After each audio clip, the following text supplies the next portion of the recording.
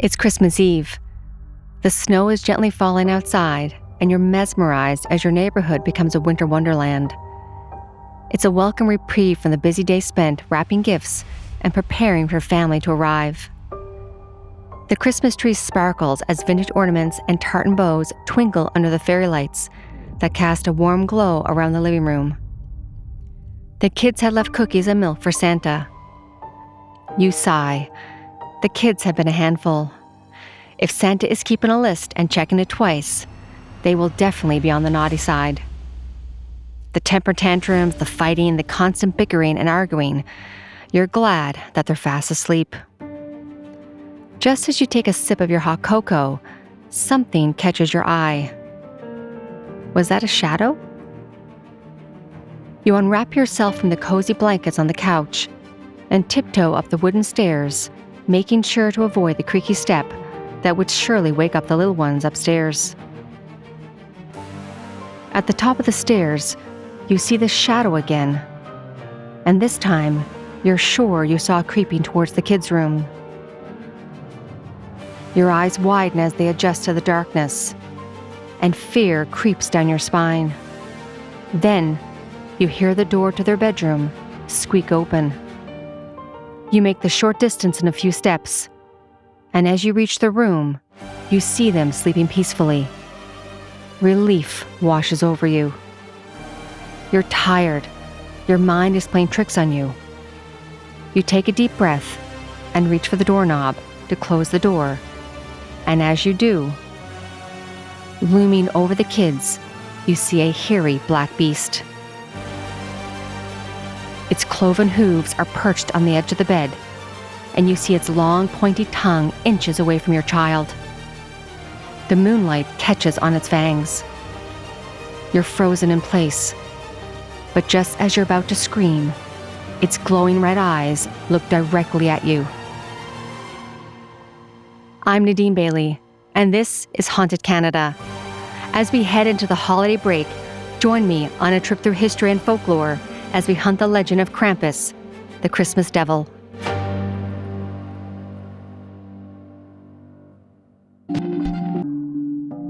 Christmas has many warm holiday traditions, like trimming the tree, wrapping presents, and surrounding yourself with loved ones. But there's a darker side to the festive season as well. And I don't mean overspending, or if you're Kevin McAllister, spending your holidays fighting off the wet bandits. Before Christianity spread across the Alpine regions, in what is now known as Austria, Germany, Hungary, and Slovenia, locals celebrated many pagan rituals. Krampus comes from the German word Krampen, or Parken, in Slovenia, which means hoof or claw, and he's thought of to be a fearful creature that is half goat and a half demon monster.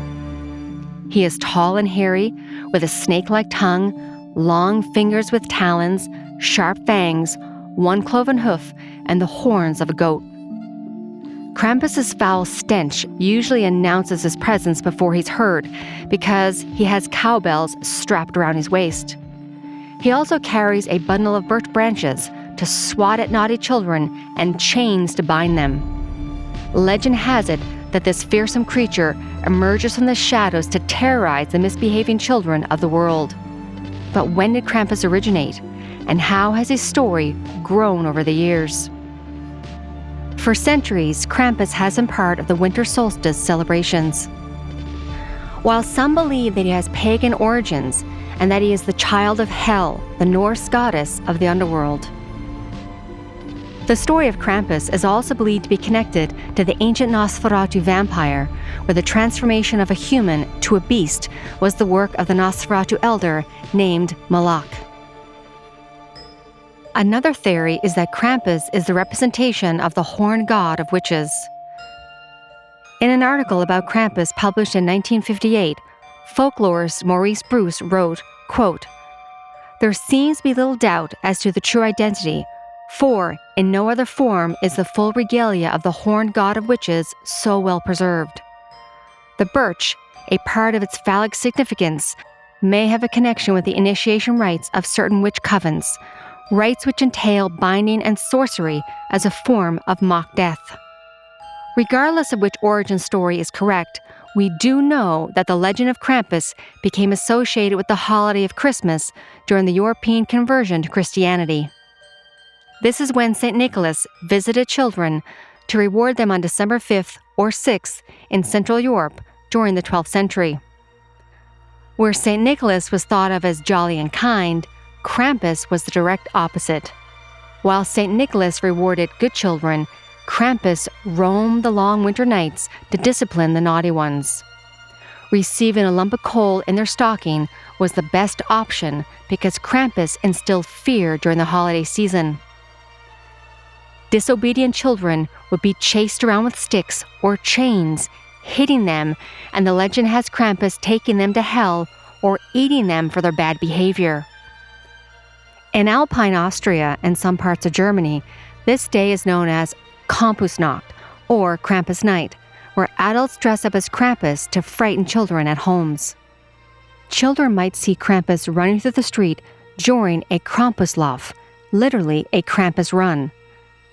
This terrifying night occurs on December 5th, the night before the feast of St. Nicholas, and is often referred to as the Halloween of Christmas. On this dark night in certain Alpine cities, you can see up to 300 scary, dark and hairy horned figures strolling the streets and instilling fear in spectators. Instead of Christmas cards, Europeans have been exchanging Krampuskarten since the 19th century. Once you open them, you won't find the traditional happy holidays. Instead, you'll see greetings from Krampus, followed by humorous rhymes and poems. On the front, Krampus is often featured looming menacingly over children. Over time, the representation of the demon has changed. Older versions have more frightening characters, while more modern ones have a cuter, more Cupid-like creature.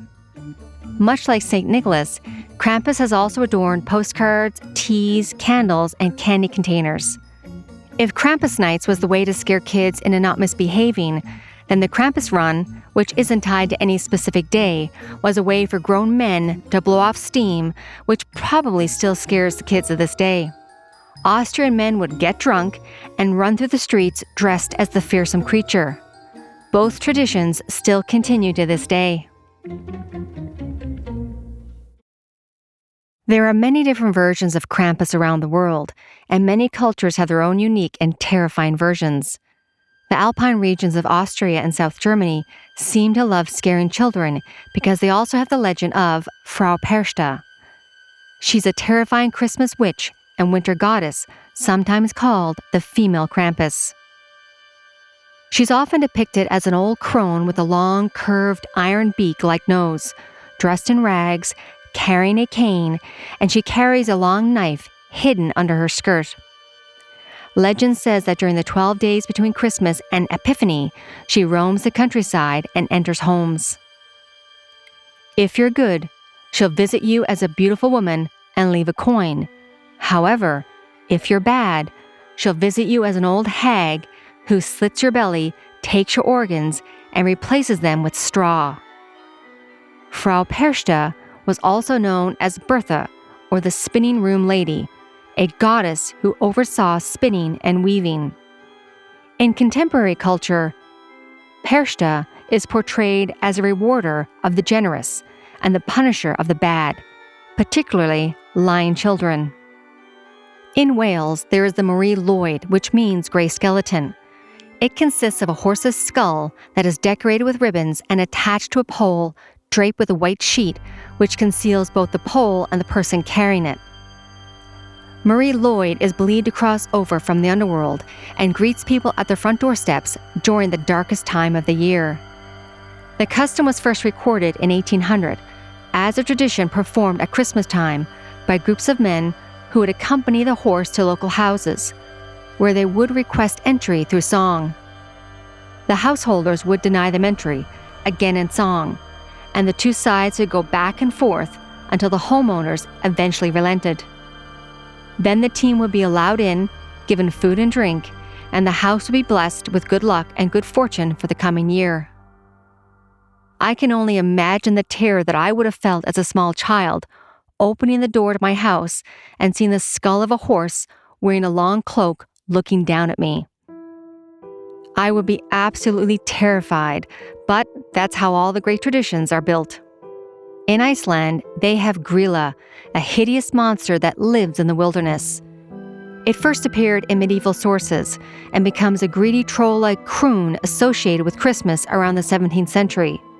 She comes during the festive season looking for children that have misbehaved. If she catches them, she'll bring them back to her mountain lair, then cook them in a stew and eat them. This mythical story has been passed down in Icelandic folklore and serves as a warning to all children, especially during the Christmas season, to be well behaved or Grýla will get you. So you better be good, because if Grýla is too busy, she'll actually send her devilish flesh-eating Yule cat to hunt after you. The cat will go from house to house looking into windows of the children's bedrooms, and the only way to prove that you have been good throughout the year and to save you from being eaten is to lay out the clothes that you got for Christmas. If the Yule cat is satisfied, you're safe for another year. Those fortunate to escape Grýla and the Yule cat's clutches aren't safe from harm though, because Grýla has 13 sons, known as the Yule lads. They often wreak havoc and love scaring people. The Yule lads will steal food and cause mayhem by slamming doors and stealing candles. The mischievous pranksters will come to town one by one during the last 13 nights before Yule to leave small gifts in shoes that the children have placed by the windowsills. But if the children have been disobedient, they instead leave a rotten potato. So who needs Elf on the Shelf when you have Grýla and her crew? Be good or get a rotten potato. In France, there is a sinister Père Fouettard. Much like Krampus, he accompanies St. Nicholas on his rounds, dispensing lumps of coal or beatings to naughty children, while St. Nicholas gives out gifts to the well-behaved.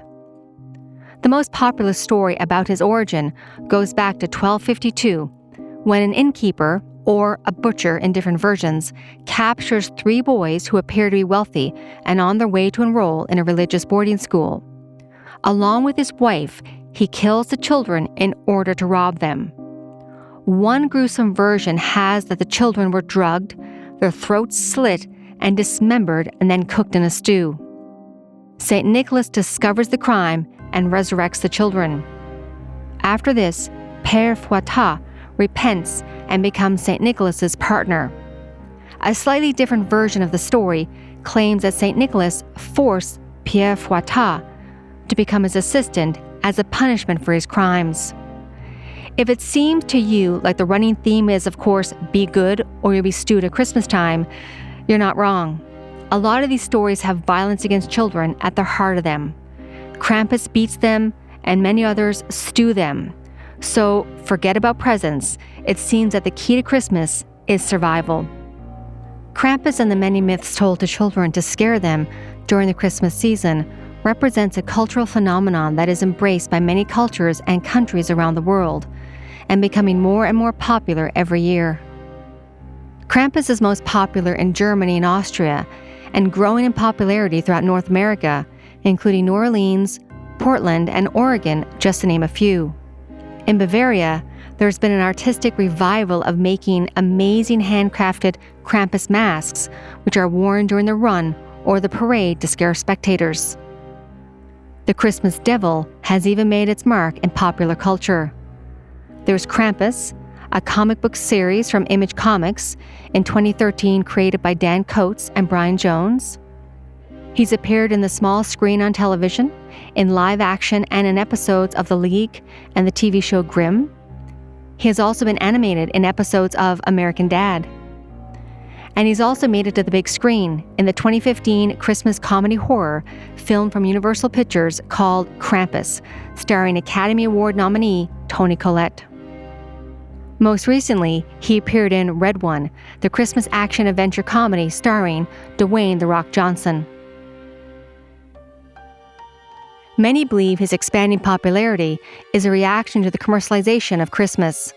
But now, it's oddly become full circle, and instead of a symbol against commercialization, Krampus himself has unfortunately become pretty commercialized. It seems nothing is immune these days, but I think his story is really fun, and he's a chilling reminder that without darkness, there can be no light. And with that, I wish you a very dark and spooky Christmas. Thank you for joining me as we delved into the story of Krampus, the Christmas Devil. Haunted Canada is sponsored by the Edmonton Ghost Tours.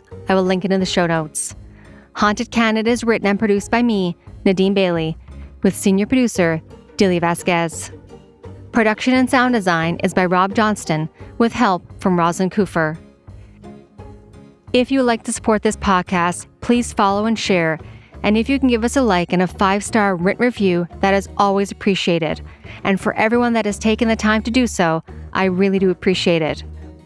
Also, you can follow me on our different social media platforms, or if you have a ghost story, haunting, or true crime that you would like for us to cover on this podcast, please email me through the website hauntedcanada.com. Thank you from all of us at Haunted Canada and Curious Cast. Have a good night, everyone, and stay haunted.